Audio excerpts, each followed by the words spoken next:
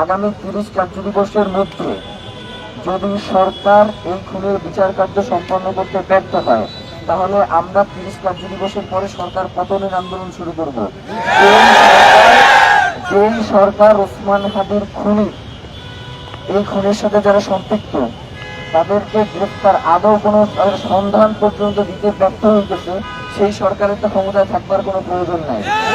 এই সরকার বাংলাদেশের আইন শৃঙ্খলা পরিস্থিতি রক্ষা করতে ব্যর্থ হইতেছে, গোয়েন্দা সংস্থা কোন রকম যে সরকারকে সাহায্য করতেছে না, আপনি কোনোভাবেই কোন ধরনের পদক্ষেপ গ্রহণ করতে পারতেছেন না, আপনি কিছু পারতেছেন না, আপনি অসহায়।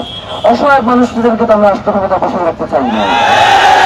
অসহায় মানুষ রাস্তায় এসে ভিক্ষা করবে, আমরা তাদেরকে ভিক্ষা দেবো, কিন্তু রাষ্ট্র চালাইবে হচ্ছে যারা রাষ্ট্র চালানোর যোগ্য, তারা। কোনো অসহায় মানুষকে আমরা রাষ্ট্রের ক্ষমতা করতে চাই না।